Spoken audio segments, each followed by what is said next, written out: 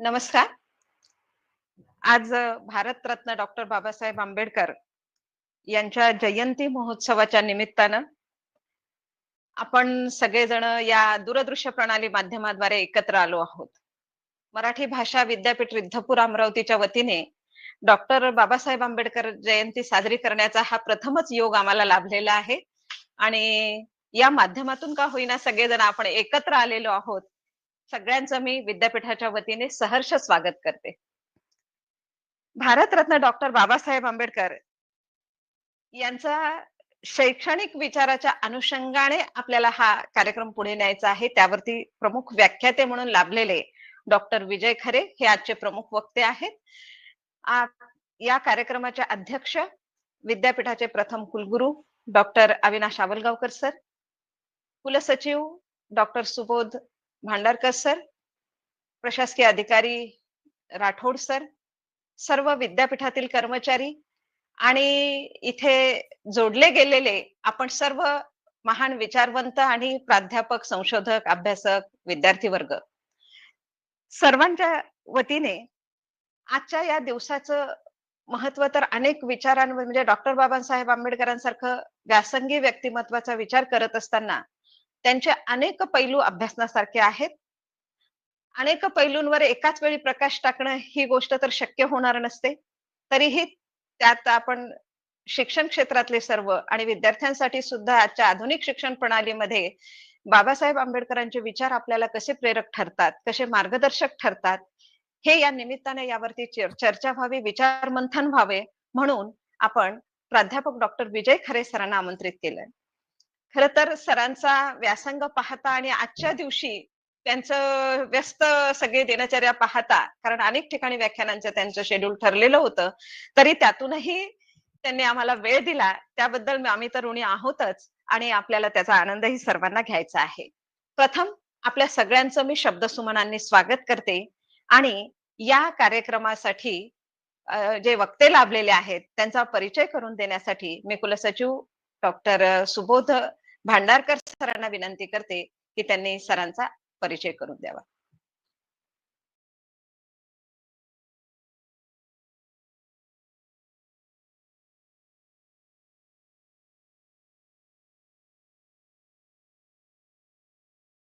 धन्यवाद सर. आज डॉक्टर बाबासाहेब आंबेडकर यांच्या जयंती निमित्ताने त्यांच्या कार्याचा आपण जर थोडासा विचार केला तर असं लक्षात येतं की डॉक्टर बाबासाहेब आंबेडकर यांचा व्यासंग अतिशय अफाट होता. विविधांगी अशा प्रकारचा हा व्यासंग आहे. त्यातूनच अतिशय महत्वपूर्ण अशा ग्रंथांची निर्मिती ही त्याच्याकडून झालेली आहे. अशा सर्वसमावेशक, अभ्यासक, न्यायी, समन्यायी आणि समतोल साधण्यासाठी आपलं आयुष्य ज्यांनी पणाला लावलेलं आहे असे डॉक्टर बाबासाहेब आंबेडकर यांच्या जयंती निमित्ताने आज आपण त्यांच्या शिक्षण विषयक विचारांच्या काही पैलूंवर प्रकाश टाकण्यासाठी मी डॉक्टर विजय खरे सरांना विनंती करते की त्यांनी त्यांच्या शिक्षण विषयक पैलूंचा विचार मांडावा. धन्यवाद. येतो माझा आवाज येतो तिकडे? हो सर, येतोय. धन्यवाद. मराठी भाषा विद्यापीठ रिद्धपूर अमरावती या विद्यापीठाचे सन्माननीय कुलगुरू आणि आमचे मित्र आदरणीय प्राध्यापक डॉक्टर अविनाश आवलगावकर सर, प्राध्यापक डॉक्टर सुनीता सांगोले अधिष्ठाता, प्राध्यापक डॉक्टर सुबोध भांडारकर, आमचे मार्गदर्शक मित्र प्रोफेसर एस.आय. पाटील, डॉक्टर संजय ढोले, प्राध्यापक कापडणीस व इतर सर्व माझे बंधू भगिनी. तर म्हणजे आज एका ऐतिहासिक टप्प्यावर या व्याख्यानाचं आयोजन केलेलं आहे. मराठी भाषा विद्यापीठ रिद्धपूर या ठिकाणी हा पहिलाच कार्यक्रम होत आहे. जेव्हा केव्हा इतिहास दिला जाईल त्यावेळेस डॉक्टर अविनाश आवलगावकर सरांचं नाव या ठिकाणी घेतलं जाईल की 14 एप्रिल 2025 मध्ये बाबासाहेब आंबेडकरांच्या 134व्या जयंतीच्या निमित्ताने अतिशय महत्वाच्या विषयावर आपण या ठिकाणी हे व्याख्यान आयोजित केलेले आहे. त्याबद्दल मी आयोजकांचं, संयोजकाचं, विशेषतः आमचे मित्र आवलगावकर सरांचं या ठिकाणी आभार व्यक्त करतो. खरं म्हणजे त्यांना नाही म्हणता येणं शक्य नाही. मी आताच MGM विद्यापीठातून दुसरं व्याख्यान करून इथे या ठिकाणी या सभागृहातच बसलेलो आहे. आपण ही संधी दिली त्याबद्दल मी आधुनिक शिक्षण प्रणाली आणि डॉक्टर बाबासाहेब आंबेडकर या विषयावर आपल्या समोर काही थोडक्यात माझे विचार मांडणार आहे. खरं म्हणजे भारतीय शिक्षण पद्धतीचा फार मोठा इतिहास, आधुनिक शिक्षण पद्धतीचा तसा फार मोठा इतिहास नाही, परंतु ब्रिटिश आल्यानंतर 20व्या शतकापासून जर नीट विचार केला म्हणजे 1848ला सावित्रीबाई आणि ज्योतिबा फुले यांनी पहिली शाळा सुरू केली, पण त्याच्या नंतर वुड्स डिस्पॅच 1854ला भारतात आला आणि या Wood's dispatch laissez faire education system त्या ठिकाणी आणली. पुढे 1882ला लॉर्ड कर्जन यांनी इंडिया एज्युकेशन कमिशन आणलं. पुढे ते 1998ला व्हाईसरॉय बनले आणि लॉर्ड कर्जन यांनी ज्या शिमला कॉन्फरन्सला च्या द्वारे भारतीय शिक्षण प्रणालीमध्ये जे बदल केलेत त्या बदलाचा परिणाम संपूर्ण आपल्या या आजच्या आधुनिक शिक्षण पद्धतीवर पाहावयास मिळतो. त्यानंतर 1902ला इंडियन युनिव्हर्सिटी कमिशनची स्थापना झाली. त्याचे चेअरमन जे होते ते थॉमस रलेग. या कमिशनने म्हणजे जसं आता आपल्याकडे युनिव्हर्सिटी ग्रँड कमिशन तसं पहिल्यांदा ब्रिटिशांनी 1902ला एक युनिव्हर्सिटी कमिशन केलं. त्याच्या अगोदर वुड्स डिस्पॅच नंतर भारतामध्ये आधुनिक शिक्षण देणारे 3 विद्यापीठांची 1857 मध्ये स्थापना झाली. एक म्हणजे मुंबई, बॉम्बे त्यावेळेस म्हणत होते, त्यानंतर चेन्नई, पूर्वीचं मद्रास आणि कलकत्ता हे 3 विद्यापीठ ही आधुनिक विद्यापीठांची स्थापना ही 1857ला वुड डिस्पॅच नंतर झाली.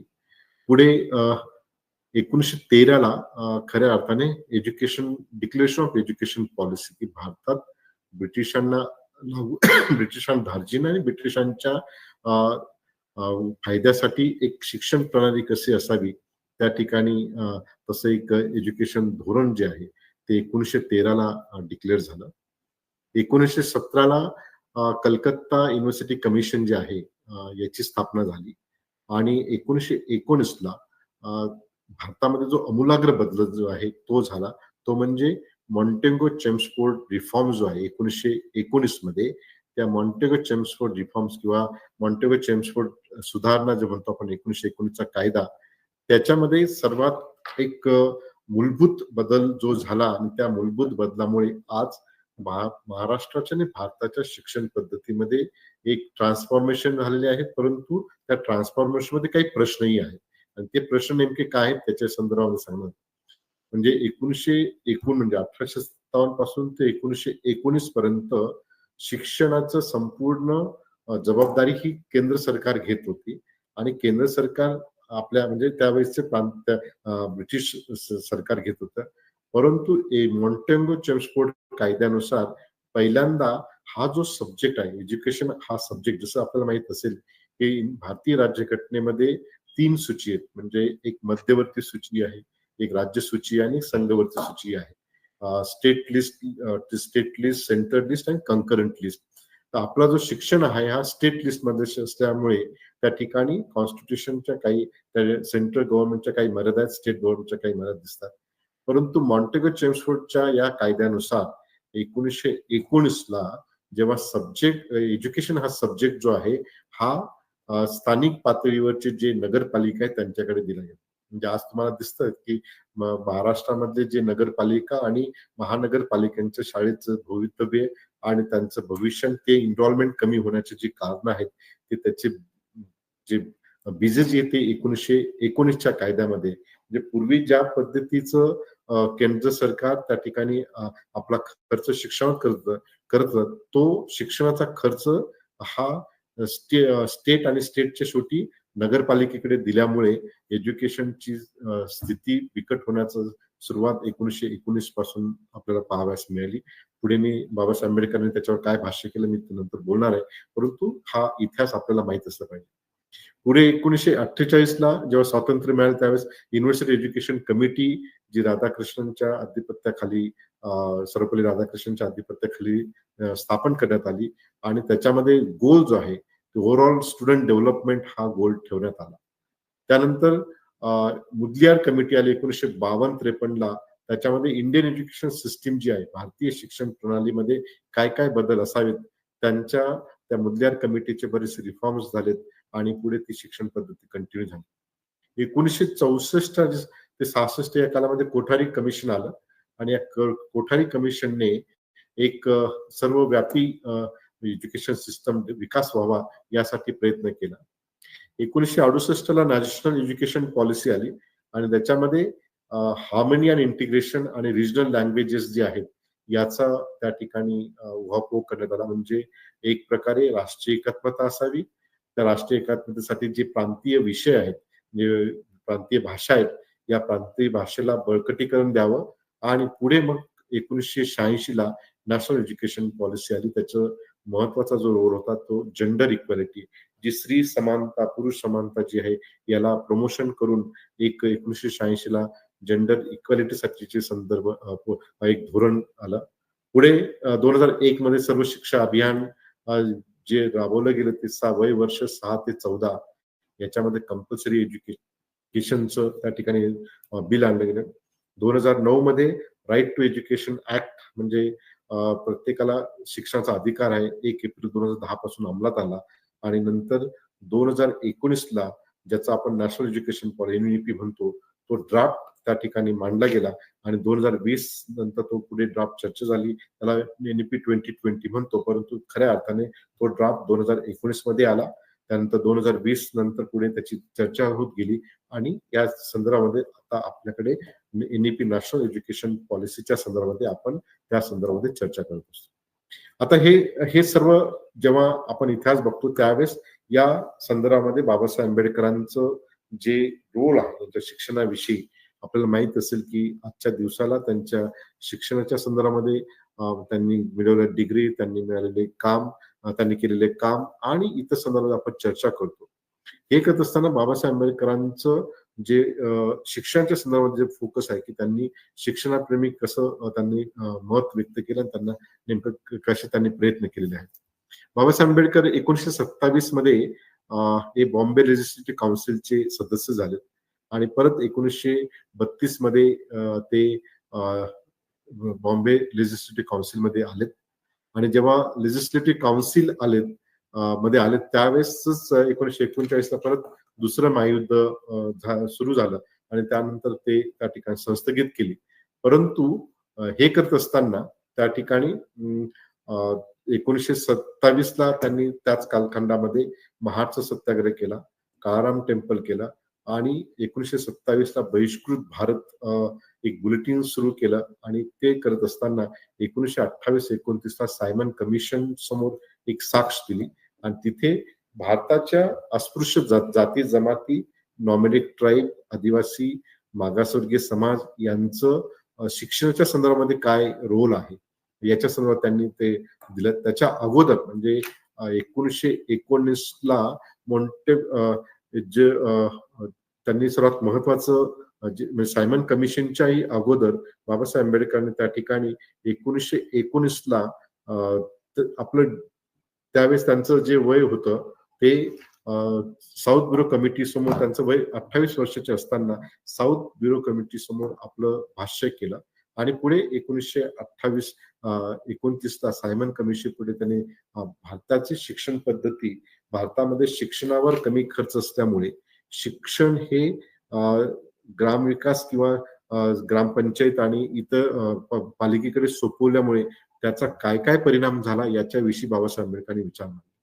म्हणजे त्यांनी 1919 ज्यावेळेस ते भारतात आले आणि त्या ठिकाणी रिप्रेझेंटेशन 1919च्या साऊथ ब्युरो कमिटी समोर दिलं त्यावेळेस वय वर्ष त्यांचं फक्त 28 होतं आणि ते पुढे सायमन कमिशन पुढे साक्ष देताना त्यांनी ज्या पद्धतीने शिक्षणाचा सर्वांगीण विकास होण्यासाठी काय काय करावं या ठिकाणी त्यांनी प्रयत्न केले आणि ते कसे केले त्याच्याविषयी मी थोडंसं बोलणार आहे.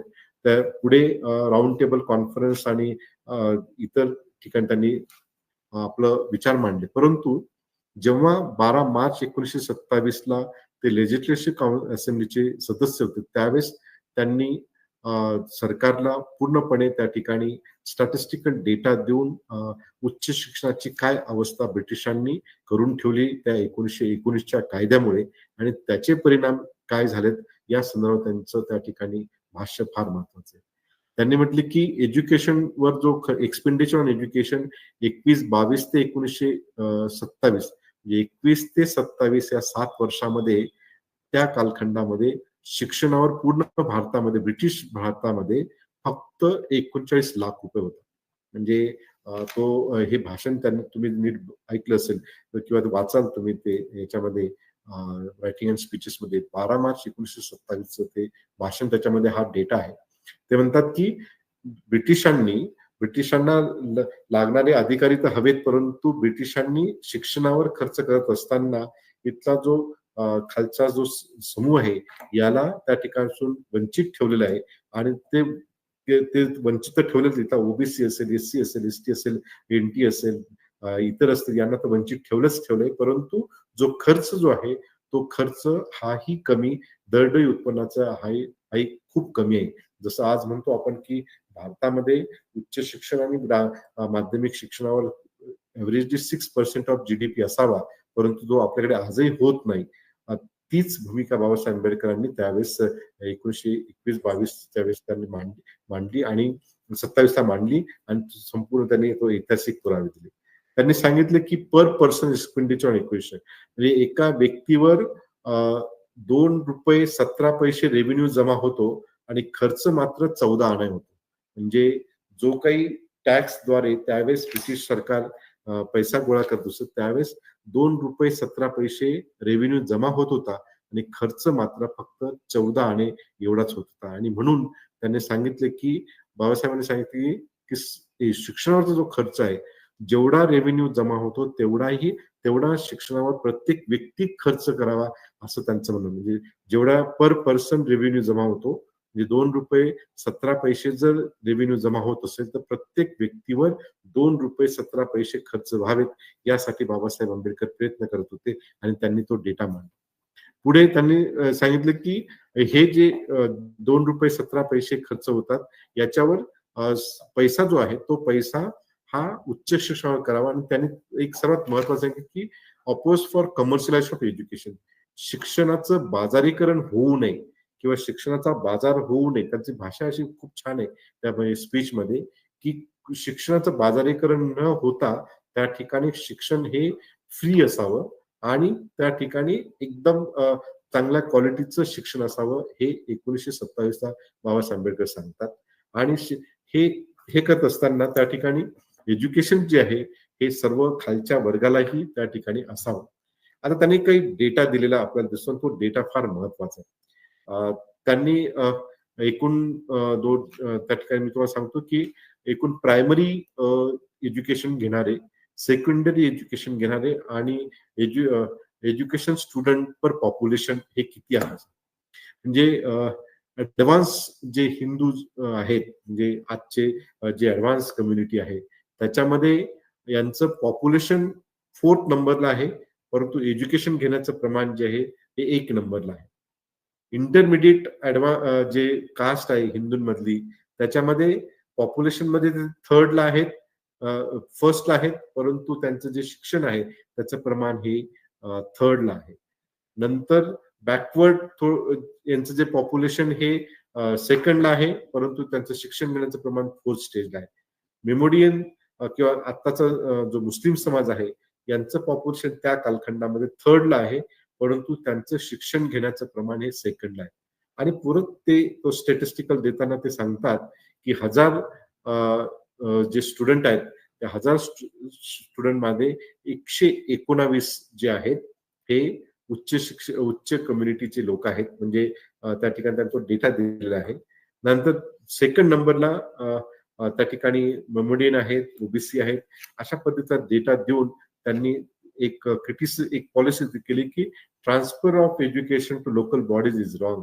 त्यांनी प्रूव्ह करून दाखवलं बाबासाहेबांनी हा डेटा कलेक्ट करून की तुम्ही शिक्षण जे आहे याचं सेंट्रलिनियस ठेवता तो पंचायत समिती लोकल बॉडीज कडे दिल्यामुळे की ज्या लोकल बॉडीज मध्ये जे निवडून आलेले लोक आहेत त्यांना शिक्षणाविषयी फारशी जाण नसते, शिक्षणाविषयी त्यांना फारशी माहिती नसते आणि ते माहीत नसल्या कारणाने जर गव्हर्नन्स मध्येच अशिक्षित लोक आले तर त्याचा फटका शिक्षणाच्या क्वालिटीवर होऊ शकतो. या संदर्भात त्यांनी त्या ठिकाणी विचार मांडले आणि हे जे भाष्य आहे हे बाबासाहेब आंबेडकरांनी 12 मार्च 1927 ला बॉम्बे लेजिस्लेटिव्ह असेंब्लीमध्ये केलेलं आहे. त्याचं आज 2025 मध्ये आपल्याला काय रिप्रिकॉशन किंवा काय रेलेव्हन्स आहे हे जर लक्षात आलं तर आज भारतामध्ये साधारणतः जवळपास 1200 विद्यापीठ आहेत, 400 प्लस काही स्टेट फंडेड युनिव्हर्सिटी आहेत. आज स्टेट फंडेड युनिव्हर्सिटीची भारतामधली जी अवस्था आहे त्याची काय अवस्था आहे, काही सेंट्रल युनिव्हर्सिटी त्या आणि काही प्रायव्हेट आहेत, काही डीम्ड टू बी युनिव्हर्सिटीज आहेत. आज ज्या पद्धतीचं शिक्षण विशेषतः उच्च शिक्षण आणि उच्च शिक्षणाचं कमर्शियलायझेशन हे जे झालेलं आहे त्याचं जर रिलेव्हन्स बघितलं तर त्या ठिकाणी आपल्याला बाबासाहेब आंबेडकरांचं हे महत्व तुम्हाला दिसतं की दूरदृष्टीचे. पुढे त्यांनी 29 जुलै 1927 ला Bombay university act amendment bill जे आहे म्हणजे त्याने एक खूप महत्वाचं म्हणजे ते सिनेटमध्ये जेव्हा चर्चा करतो त्यावेळेस त्याने एक अमेंडमेंट आणली त्या युनिव्हर्सिटी ऍक्ट मध्ये आणि त्यामध्ये सांगितलं की university should not just become to conduct and organise exam. म्हणजे विद्यापीठे ही केवळ डिग्री अवॉर्डिंग इन्स्टिट्यूशन आणि परीक्षा घेणारे केंद्र नसावेत, तर ते विद्यापीठ ही संशोधनाला एक संशोधनासाठी पूरक असावेत किंवा संशोधनासाठी प्राधान्य असावे. तर त्यावेळेस त्या कालखंडामध्ये विद्यापीठ जी होती जी काही लिमिटेड विद्यापीठ होती त्याच्यामध्ये बाबासाहेब म्हणत होते की हे जे फक्त परीक्षा घेतात आणि डिग्री अवॉर्ड करतात परंतु संशोधन पूरक होत नाही आणि म्हणून त्यांनी सांगितलं की university is not promoting the research असं त्यांचं भाष्य आहे. पुढे म्हणतात की only conducting exam and declaring result. म्हणजे आजही जर तुम्ही सावित्रीबाई फुले पुणे विद्यापीठाचं जे रँकिंग आहे किंवा इतर जे प्रश्न आहेत असं दिसते की 8 लाख विद्यार्थी आहेत त्याच्यामध्ये 70% फर्स्ट रनर सेकंड रनर जनरेशनचे आहेत.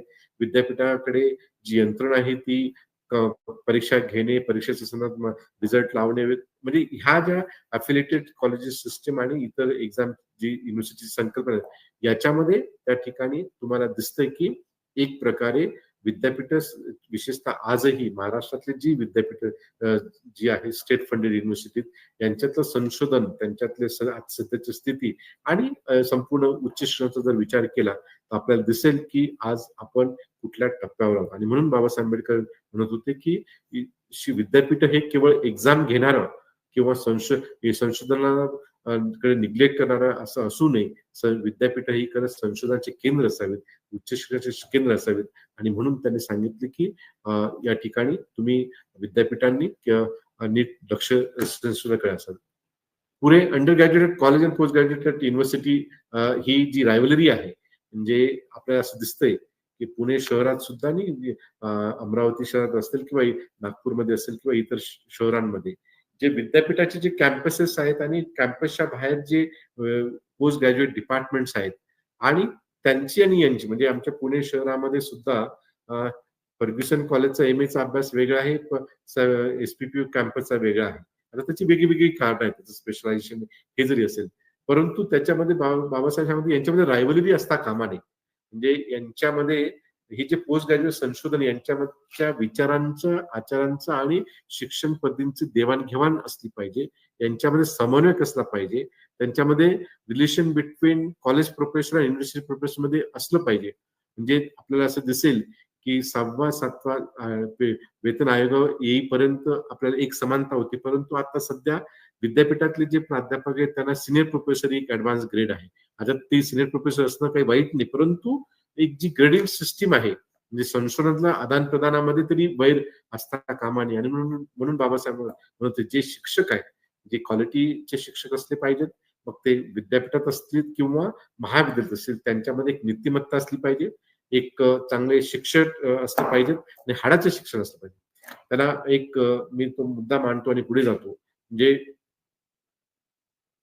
1954 ला बाबासाहेब आंबेडकरांनी पुणे शहरात एक फार महत्वाचं व्याख्यान दिले. गोखले इन्स्टिट्यूटला, आणि त्यांनी सांगितलं whom we should call at a wise man, जे एक कुणाला आपण शहाणा माणूस म्हणायचं. आणि त्यांनी 3 कसोट्या ठेवल्या. एक पहिली कसोटी ठेवली, जसं आज आपण सर्व जेवढेही ऑनलाईन मध्ये सामील झालेले जेवढेही लोक आहोत, शिक्षक आहोत, नॉन टीचिंगचे स्टाफ असेल, आपण स्वतःला म्हणतो की आम्ही खूप शिक्षण आहोत, म्हणजे शिक्षण घेतलेलं आहे, आम्ही चांगल्या पद्धतीची समाजामध्ये काम करतो. बाबासाहेब म्हणतात की ज्या व्यक्तीकडे खूप शिक्षण असेल त्या व्यक्तीला शहाणा समजायचं का? तर बाबासाहेब आंबेडकर म्हटले की अजिबातच नाही. पहिली कसोटी त्यांची, शिक्षण असलं म्हणजे शहाणा होत नाही. मग त्यांनी दुसरी कसोटी ठेवली. समाजामध्ये काही असे लोक आहेत की ज्यांच्याकडे शिक्षणही आहे आणि मोरॅलिटी आहे, नैतिकता आहे. आता पाटील सर आहेत, सर्व इथे याच्यामध्ये सर्व उच्चभ्रू आपले समूह आपला आहे. आपल्याकडे शिक्षण आणि नैतिकता आहे. आम्ही आजही ठामपणे सांगू शकतो की कोणीही आमच्या नैतिकतेवर किंवा आम्ही करप्शन करतो किंवा आम्ही कोणाविषयी वाईट बोलतो, अशा पद्धतीची आपल्याकडे नैतिकता आहे, शिक्षण आहे. मग बाबासाहेब आंबेडकर म्हणतात की एखाद्या व्यक्तीकडे शिक्षणही आहे, एम-एस-सी आहे, पी-एच-डी आहे, डिलीट आहे, पब्लिकेशन आहे आणि मोरॅलिटी आहे. त्याला शहाणा समजायचं का? तर बाबासाहेब आंबेडकर म्हटले की त्या व्यक्तीलाही शहाणं आपल्याला समजता येणार नाही. ते म्हटलं the person who is possessing a education quality, education degrees and morality, it doesn't mean he is a wise man. आणि मग बाबासाहेब आंबेडकर तिसरी कसोटी म्हणतात, शहाणं आपण त्यालाच म्हटलं पाहिजे की ज्या व्यक्तीकडे शिक्षण आहे आणि शिक्षण सोबत नैतिकता आहे, आणि त्या शिक्षणाचं आणि नैतिकतेचं, म्हणजे आम्ही ज्या पद्धतीचं अवडंबर करतो की आमच्याकडे नैतिकता आहे, आम्ही खूप समाजामध्ये मोठेपणा घेऊन फिरत असतो की आमच्याकडे शिक्षण आहे, आमच्याकडे नैतिकता आहे. परंतु बाबासाहेब आंबेडकर म्हणतात अशी जी लोक आहेत, ह्या लोकांपासून आपण सावध असलं पाहिजे. केवळ शिक्षण आणि नैतिकता ही पुरी नाही. तर बाबासाहेब पुढे म्हणतात, आणि ती फार महत्वाचं स्टेटमेंट आहे आणि मी नेहमी हे स्टेटमेंट त्याचं हे करत असतो, प्रत्येक ठिकाणी रेफरन्स घेत असतो. बाबासाहेब पुढे म्हणतात की शहाणं व्यक्ती तीच व्यक्ती शहाणी असू शकते ज्या व्यक्तीकडे शिक्षण आहे, ज्या व्यक्तीकडे नैतिकता आहे, आणि त्या शिक्षणाचा आणि नैतिकतेचा वापर इथला जो खालचा जो वर्ग आहे, समाज परिवर्तनासाठी त्या नैतिकतेचं आणि शिक्षणाचा वापर जी व्यक्ती करतो त्यालाच शहाणं म्हटलं पाहिजे. आणि म्हणून या ठिकाणी आपल्याला म्हणता येईल की बाबासाहेब आंबेडकरांचे या शिक्षणाविषयीचे जे विचार आहेत की केवळ शिक्षण घेऊन चालणार नाही, तर शिक्षणाचा आणि नैतिकतेचा वापर समाज परिवर्तनासाठी करावा. आणि म्हणून बाबासाहेब आंबेडकरांचे 27 जुलै 1927 जे Bombay university act amendment bill जे आहे, याच्याविषयी ते बोलतात की जी रायव्हलरी आहे शिक्षणामधली, कॉलेज अफिलिएटेड कॉलेजचे शिक्षक आणि युनिव्हर्सिटी शिक्षकांमधली रायव्हलरी असेल, तिथले त्यांच्या स्केलचं रायव्हलरी असेल किंवा इतर काही असेल, याच्यामध्ये ती असू नये. अंडर ग्रॅज्युएट जे कोर्सेस आहेत हे युनिव्हर्सिटीने सुरू करावेत, हे त्यांचे 27 जुलै 1927 मध्ये त्यांचे भाष्य आहे. अंडर ग्रॅज्युएट कोर्सेस सुद्धा विद्यापीठांमध्ये असावेत, आणि त्या ठिकाणी post super imposition graduate courses किंवा पोस्ट ग्रॅज्युएट कोर्सेस विद्यापीठावर कुठलंही इम्पोज करू नये. म्हणजे जिथे जिथे शक्य आहे तिथे तिथे त्या ठिकाणी आपल्याला पोस्ट ग्रॅज्युएट आणि अंडर ग्रॅज्युएट कोर्सेस विद्यापीठाच्या मार्फत सुरू करावी, जेणेकरून नवी पिढी ही चांगली असावी. लेक्चर म्हणजे क्लस्टरिंग युनिव्हर्सिटीची जी संकल्पना तुम्ही आज बोलतात की 3 समूह, जसं आता रयतचं क्लस्टर युनिव्हर्सिटी झालं किंवा अजून इतर क्लस्टर युनिव्हर्सिटी होण्याचे, हे बाबासाहेब आंबेडकरांनी 27 जुलै 1927 ला त्या ठिकाणी विचार मांडलेत.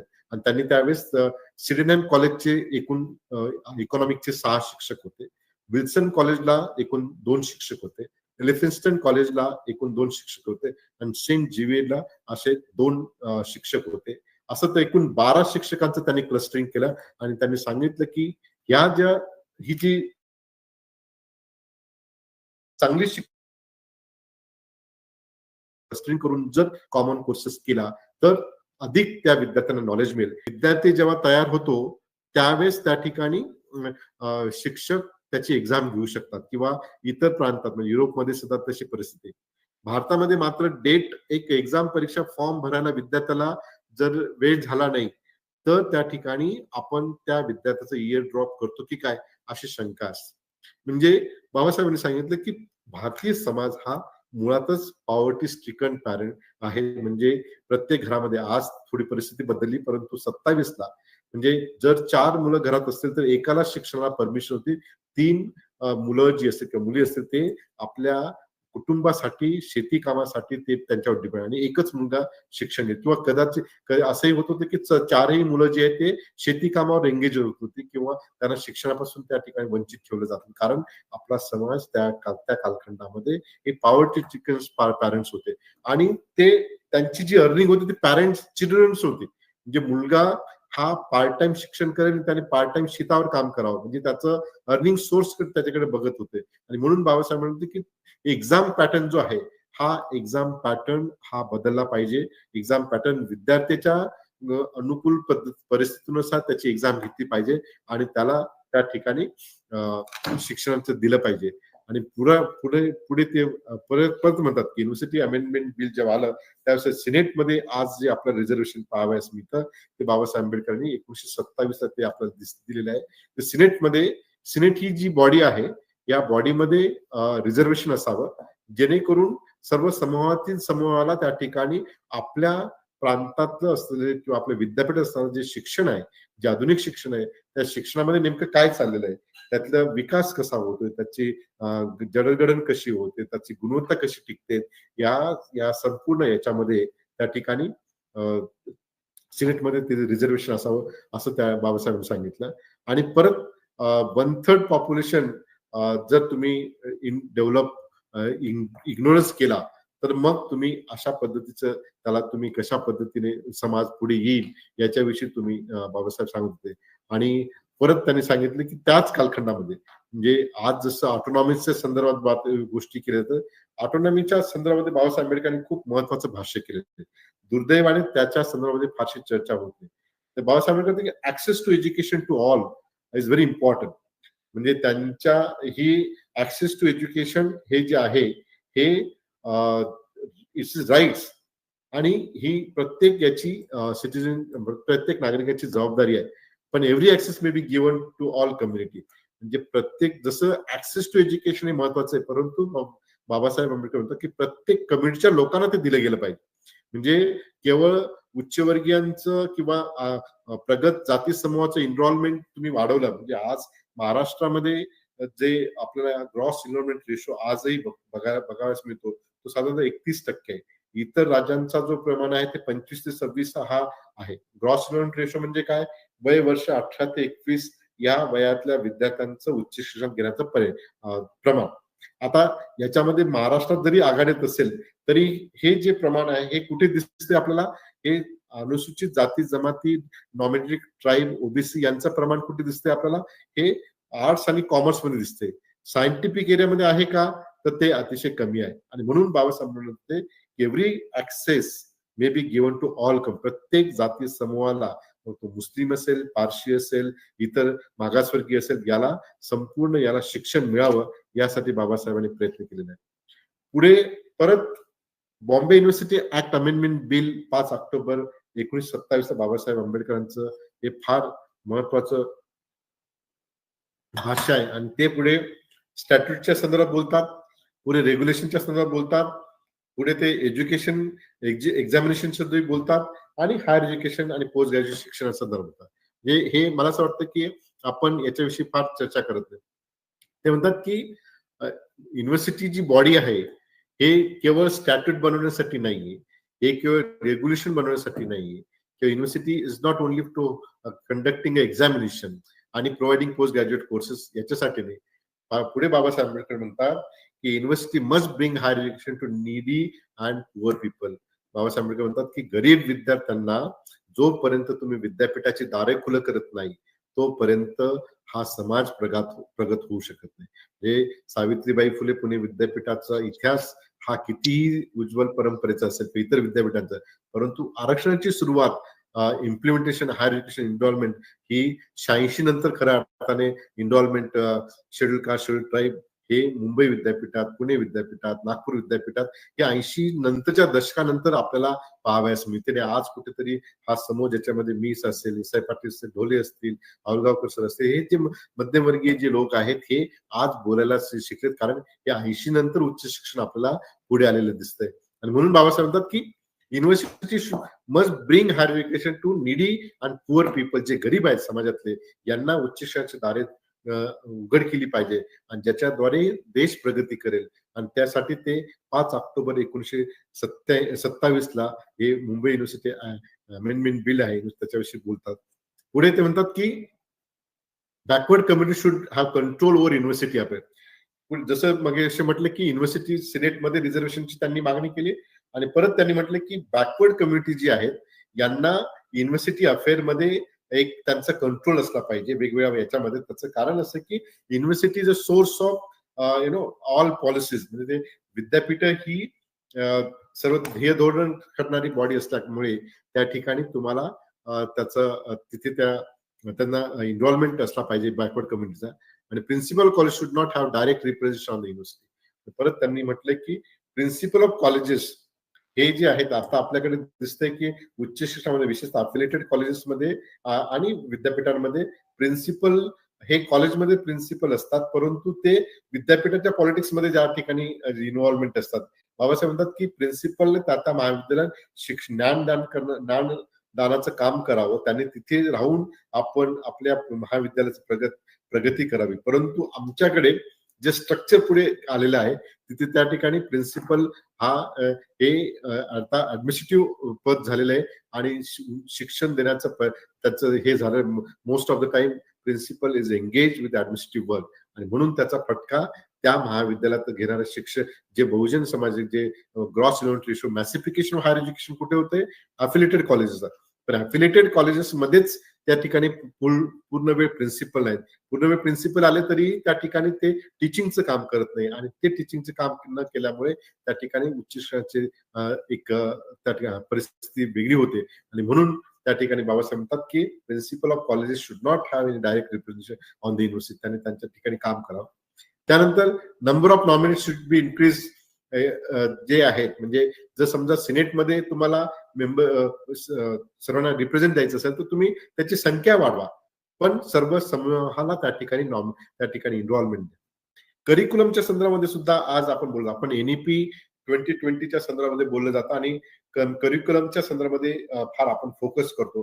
परंतु बाबासाहेब आंबेडकरांचं जे विचार आहेत ते जर तुम्ही आज बघितलं ते आजच्या रेलेव्हन्सला जे 5 ऑक्टोबर 1927 आपण बोलतोय, आज 14 एप्रिल 1925 म्हणजे अजून 2 वर्षाने यांचं भाषणाला बरोबर 100 वर्ष होतील. बाबासाहेब आंबेडकर म्हटले curriculum is means to realise the education life. संपूर्ण अभ्यासक्रम जे आहे त्या अभ्यासक्रमामध्ये त्याचं शिक्षणाचं सार असला पाहिजे आणि त्या ठिकाणी त्यांनी म्हटले की give importance to science and technology. शिक्षणामध्ये विज्ञान आणि तंत्राला तुम्ही प्राधान्य दिलं पाहिजे. सायंटिफिक टेम्परामेंट डेव्हलप केलं पाहिजे. आपल्याकडे सायंटिफिक इन्स्टिट्यूशन झाल्यात पण सायंटिफिक टेम्परामेंट मात्र झालेलं आहे. म्हणजे ISC बँगलोर असेल, IIT असेल, मुंबई असेल, IIT खरगपूर असेल, वेगवेगळ्या इन्स्टिट्यूशन अतिशय चांगल्या आहेत, परंतु या सायंटिफिक इन्स्टिट्यूशन डेव्हलप झाल्यात पण सायंटिफिक टेम्परामेंट आहे का? अजिबातच नाही. म्हणजे मला खेदाने सांगावं लागतं की वैज्ञानिक दृष्टिकोनातून नवी पिढी घडवण्यासाठी आम्ही नेमकं काय करतो ते त्या ठिकाणी क्वेश्चन मार्क आपल्याला उभा राहतो. त्या ठिकाणी बाबासाहेब म्हणतात की सायंटिफिक इन्स्टिट्यूशन सोबत सायंटिफिक टेम्परामेंट असावं आणि सायंटिफिक टेम्परामेंट साठी तुम्हाला विज्ञान आणि तंत्राचं शिक्षण असावं, परंतु ते त्या ठिकाणी दिसत नाही. आणि मग भारतीय समाज सेवा संघ स्थापन केला त्याच्यामध्ये त्यांचं एक वाक्य फार महत्वाचं आहे. To read out and hear, understand, realise आणि गिव्ह रिअलायझेशन. म्हणजे सायंटिफिक टेम्परामेंट येण्यासाठी काय केलं पाहिजे? टू रीड, वाचलं पाहिजे. रीड आउट, वाचून शिकलं पाहिजे. टू हिअर, ऐकलं पाहिजे. अंडरस्टँड, समजून घेतलं पाहिजे. नंतर रिअलाइज, हे नंतर समजून नुसतं त्याचं रिअलायझेशन झालं पाहिजे आणि नंतर रिअलाइज झाल्यानंतर रिअलायझेशनचा पर्क्युलेट केलं पाहिजे. असं त्यांनी एक सायंटिफिक टेम्परामेंटची व्याख्या केली. तसे करिक्युलम असावं याच्यावर बाबासाहेब आंबेडकरांचा फोकस कसा असावा? To read out and hear, understand, realise and give realisation याच्या संदर्भात असावं.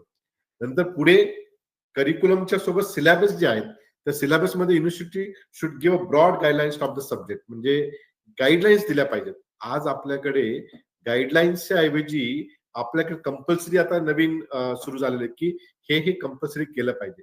The moment you do it compulsory तर मग त्या ठिकाणी बंद. म्हणजे पूर्वी मला चांगलं आठवतं की जेव्हा आपल्याकडे 5 तासाचं नियंत्रण होतं त्यावेळेस प्रत्येक शिक्षक जवळपास सावित्रीबाई फुले पुणे विद्यापीठाचंच कॅम्पस विचारलं तर आपण आता तुम्ही 1 वाजता जरी तुम्ही कॅम्पसमध्ये फेरफटका मारला तरी शिक्षक, प्राध्यापक, विद्यार्थी त्या ठिकाणी लॅबमध्ये असत. संध्याकाळी रात्री 8 वाजेपर्यंत सोशल सायन्सेस लँग्वेज डिपार्टमेंट चालतं. परंतु तुम्ही थंब केल्यामुळे 5.5 तास तुम्हाला थांबायचंय हे जेव्हा बंधन आलं त्यावेळेस तिथे मात्र एक नवा कल आपल्याला पाहावयास होतो. म्हणून बाबासाहेब आंबेडकर म्हणतात की एक गाईडलाईन जी आहे ती असायला पाहिजे आणि teacher must given a freedom to teach what he thinks. म्हणजे शिक्षकाने काय शिकवलं पाहिजे हे शिक्षकाच्या गुणवत्तेवर आणि त्याच्या याच्यावर असलं पाहिजे. व्हॉट ही हॅज रिअलाइज म्हणजे मगाशी म्हटल्यापर्यंत त्यांनी जेव्हा भारतीय समाज सेवा संघ स्थापन केला त्यावेळेस to read out and hear understand realise and give realisation हे करत असताना त्यांनी सांगितलं की टीचरने स्वतः जे थिंक केलेलं आहे ते त्या ठिकाणी असावं. आणि पुढे बाबासाहेब म्हणतात की प्रायमरी एज्युकेशन हे कंपल्सरी असलं पाहिजे. आता हे कंपल्सरी असलं पाहिजे. आज आपल्याला कंपल्सरी जरी असेल तरी मात्र प्राथमिक जे शिक्षण आहे हे शिक्षण आपल्याला आज जरी कंपल्सरी तरी आज काय स्थिती आहे म्हणजे कॉर्पोरेशनच्या शाळेमध्ये पालिकेच्या शाळेमध्ये विद्यार्थी नेमके कोण आहेत. पूर्वी तालुका पातळीवर तहसीलदारांचा मुलगा, प्राध्यापकाचा मुलगा, शिक्षकांचा मुलगा, तलाठीचा मुलगा एकाच शाळेत शिक्षण घेत असल्यामुळे प्राथमिक शाळा अशा फुलून असायच्या किंवा त्या ठिकाणी एक चांगला इकोसिस्टम होती. आज त्याच तलाठीचा मुलगा, त्याच तालुका पातळीचा तहसीलदाराचा मुलगा हा इंग्लिश मिडियम कडे जातो आणि ज्याच्याकडे काही नाही. आपण कंपल्सरी शिक्षण दिलं परंतु कंपल्सरी शिक्षण देत असताना त्या ठिकाणी आपण एक विभागणी केली ती विभागणी केल्यामुळे सर्व शिक्षण आपण इंग्लिशकडे झुकत असताना तिथेही ग्रेडेटेड आपण शिक्षण देतो आणि म्हणून तुम्हाला दिसतंय की उच्च शिक्षणाच्या संदर्भामध्ये बाबासाहेब आंबेडकरांचे आजच्या याला फार महत्व आहे. आता मी थोडक्यात फक्त एक जे एनईपी 2020 आहे याच्यामध्ये थोडस सांगतो आणि पुढे जातो थांबतो कारण मला 2 वाजता पुढे दुसरे काश्मीर विद्यापीठात एक लेक्चर आहे त्यामुळे मी आपली रजा घेईन. आता ही जी एनईपी आहे याच्यामध्ये जो फॉर्म्युला आपल्या सर्व पाठ झाला असेल 5+3+3+4 हा फॉर्म्युला पूर्वी होता परत आता नव्याने घेतलेला आहे. त्याच्यामध्ये याच्यात इंटिग्रेटेड फ्लेक्झिबल स्कूल करिक्युलम आहे. 100% ग्रॉस एनरोलमेंट रेशो असावा. त्याच्यामध्ये गव्हर्नन्स अँड ऑटोनॉमीची संकल्पना आहे. त्याच्यामध्ये national research foundation research and इनोव्हेशनला त्याला चालना आहे. एज्युकेशन 6 ते 14 कंपल्सरी आता 3 ते 6 कंपल्सरी केलेलं आहे. Approach based and local based शिक्षण दिलेलं आहे. राईट एज्युकेशन त्या ठिकाणी देण्याचा प्रयत्न केलाय. टीचर स्टुडंट रेशो ठरवलेला आहे. नंतर मिड डे मीलचा प्रोग्राम हे केलेला आहे. ट्रॅकिंग ड्रॉपआउटचं दिलेलं आहे. नंतर new curriculum choice based credit system वगैरे वगैरे त्या ठिकाणी दिलेले. स्कूल कॉम्प्लेक्सेस येणाऱ्या काळात येणार आहेत. क्लस्टरिंग तुम्हाला दिसत आहे. स्कूल मॅनेजमेंट आहे.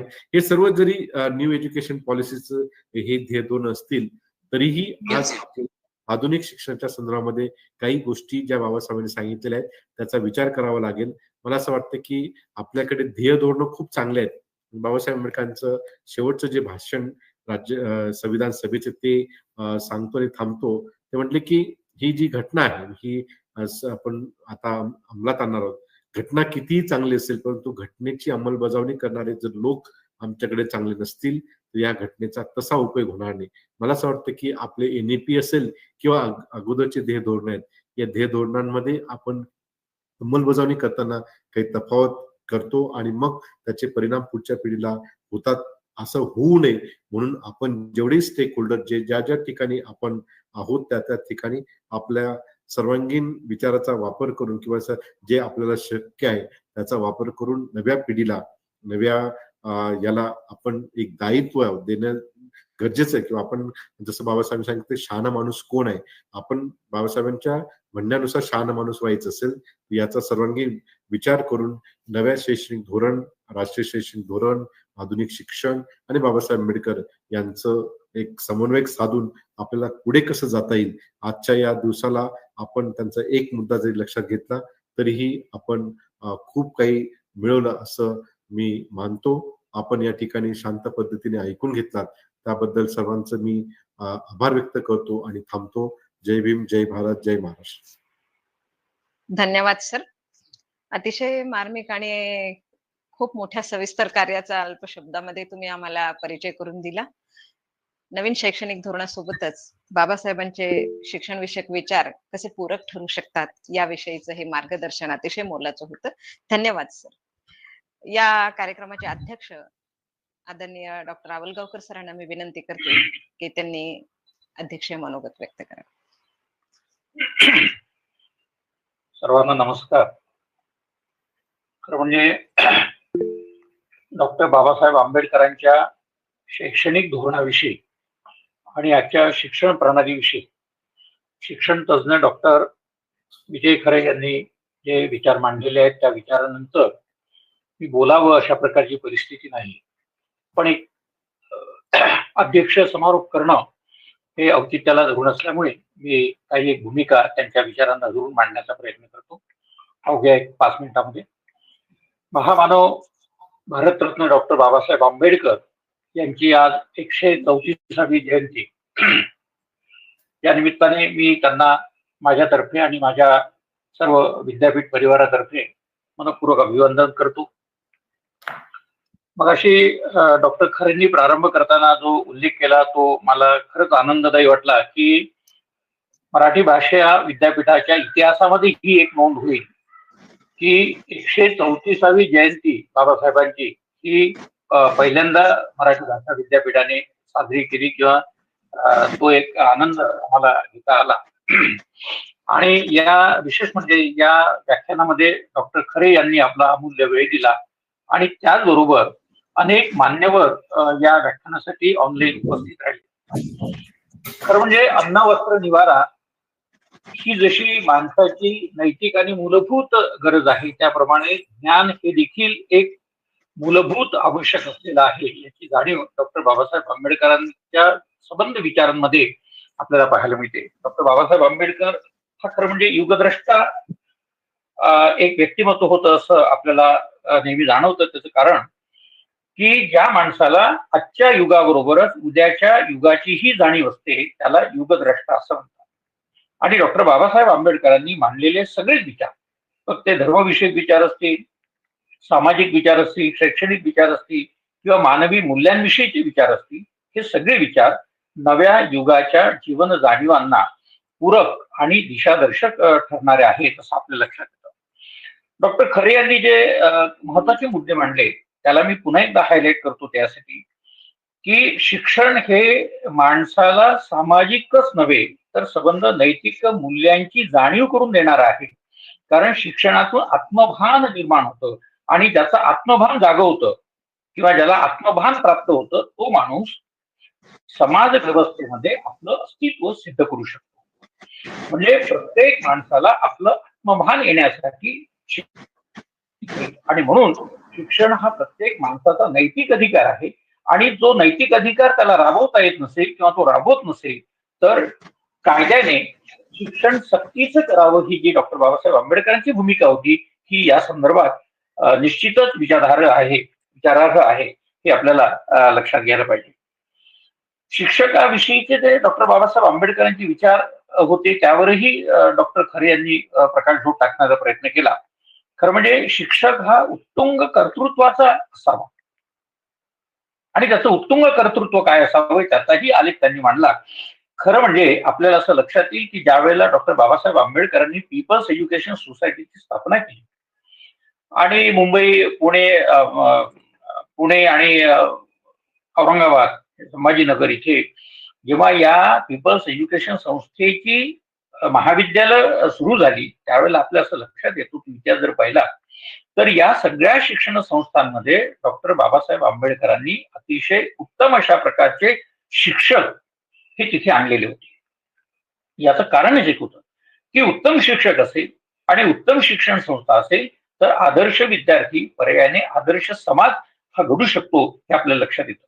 बाबासाहेबांनी तर एका ठिकाणी असे म्हटलेलं आहे की भरपूर अभ्यास करून विद्यार्थ्यांनी समाजाचं विश्वासू नेतृत्व करावं. म्हणजे समाजामधल्या कोणत्याही घटकामध्ये काम करायचं असेल तर तुम्हाला ज्ञानाशिवाय पर्याय नाही ही जाणीव त्यांनी करून दिलेली आहे. आणि जाता जाता आणखी एक मुद्दा मी बाबासाहेबांचा लक्षात आणून देतो. बाबासाहेबांनी असं म्हटलेलं आहे की मी एका लहानशा खोलीमध्ये राहत होतो जिथे माझं कुटुंब राहत होतं जिथे माझे भावंड राहत होते, जिथे माझे भाचे राहत होते वगैरे वगैरे, ही सगळी कंपनी असताना सुद्धा आणि मिणमिणत्या दिव्याखाली बसून मी अभ्यास करीत होतो. आज आपल्या असं लक्षात येतं की विद्यार्थ्यांना चांगली वसतिगृह प्राप्त होत झालेली आहे आणि तरी देखील आपण अभ्यास करीत नाही. तर आपण अभ्यास का करू नये असा प्रश्न देखील बाबासाहेबांनी विचारलेला आहे. तर हे सगळेच प्रश्न खरं म्हणजे चिंतनीय आहे. आणि डॉक्टर खरे यांनी आजची जी शैक्षणिक भूमिका मांडली त्या भूमिकेच्या संदर्भामध्ये डॉक्टर बाबासाहेब आंबेडकरांच्या विचारांचं चिंतन करणं हा खरं म्हणजे आजच्या या संबंध व्याख्यानाचा महत्वाचा पाया होता. आणि त्याला अतिशय उत्तम अशा पद्धतीने डॉक्टर खरे यांनी प्रतिसाद देण्याचा प्रयत्न केला. डॉक्टर बाबासाहेबांनी आणखी जो एक विचार मांडला तोही मी उद्धृत करतो. तो म्हणजे मोफत शिक्षणासंबंधी. म्हणजे अत्यंत हलाखीची परिस्थिती असेल तर त्याला मोफत शिक्षण देण्याचा विचार हा डॉक्टर बाबासाहेबांनी मांडलेला, यात काही शंकाच नाहीये. पण त्यांनी याकडेही लक्ष दिलेलं आहे की सरसकट शिक्षण हे मोफत करू नये. आणि त्याचं कारण हे की कदाचित भारतीयांची जी मानसिकता आहे ती मानसिकता डॉक्टर बाबासाहेबांनी ओळखलेली असणार याची शंका नाही. कारण सगळंच तुम्ही जर फुकट दिलं तर त्याचंही मूल्य राहत नाही, याची जाणीवही डॉक्टर बाबासाहेब आंबेडकरांनी करून दिलेली आहे. आज आपल्या असं लक्षात येतं की सगळ्या गोष्टींची उपलब्धता आपल्याला झालेली आहे. अगदी म्हणजे व्याख्यानं सुद्धा आपण ऑनलाईन आयोजित करतो आणि ती ऐकतो, इथपर्यंत आपला प्रवास झालेला आहे. तरी देखील आपण ज्ञानार्जनाच्या दृष्टीमध्ये बाबासाहेबांनी सांगितलेल्या विचारांच्या पार्श्वभूमीवर कुठेतरी मागे पडत आहोत का, याचा पुनर्विचार करण्याची आवश्यकता आहे.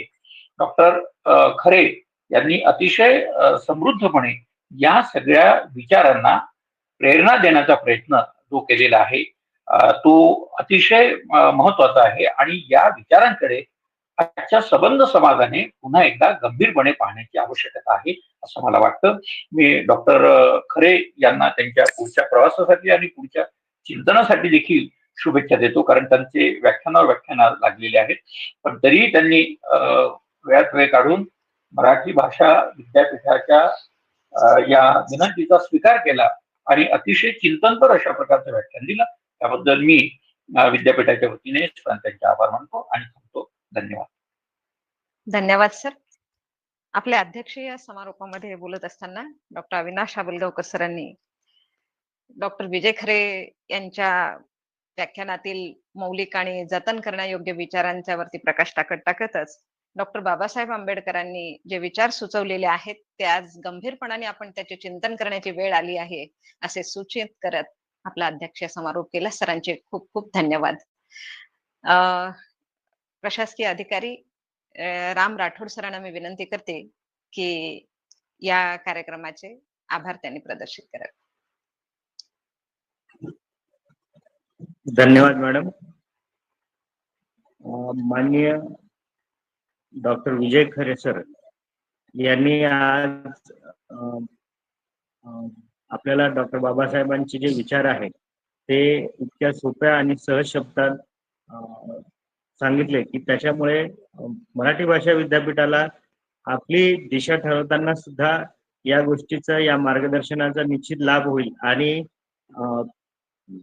त्याचा आम्ही प्रयत्न सुद्धा करू. त्याकरिता डॉक्टर खरे सरांचे विद्यापीठ प्रशासन आणि सहसंचालक कार्यालय या दोघांच्या वतीने मी आभार व्यक्त करतो. माननीय अध्यक्ष अवलगावकर सर यांनी ह्या कार्यक्रमाला जी परवानगी दिली आणि जे आयोजनाविषयी सरांनी सहकार्य केले त्याकरिता सरांचे सुद्धा आभार व्यक्त करतो. तसेच इतर उपस्थित मान्यवर ज्यांनी वेळेत वेळ काढून ह्या कार्यक्रमाला आलेत आणि उपस्थित राहिलेत त्याकरिता त्यांचे विद्यापीठाच्या वतीने आभार व्यक्त करतो. आणि जे विद्यार्थी मित्रमैत्रिणींनी याला जॉईन झालेले आहेत या कार्यक्रमाला त्यांचे आभार व्यक्त करतो. आणि जे विद्यापीठचे कर्मचारी बंधू भगिनींनी आणि सहसंचालक कार्यालयातील बंधू भगिनी जे जॉईन झालेत त्यांचे आभार व्यक्त करतो. त्यानंतर मान्य कुलसचिव सर तथा सहसंचालक सर यांनी ह्या कार्यक्रमाचं जे आयोजन केलं त्याकरिता त्यांचे आभार व्यक्त करतो. आणि अधिष्ठाता मॅडम सांगोले मॅडम यांनी या कार्यक्रमाचं उत्कृष्ट आयोजन आणि नियोजन केलं, याकरिता त्यांचे सुद्धा आभार व्यक्त करतो आणि अध्यक्षांच्या परवानगीने हा कार्यक्रम समाप्त झाला असं जाहीर करतो. धन्यवाद. सर्वांचे मनपूर्वक धन्यवाद. धन्यवाद सर.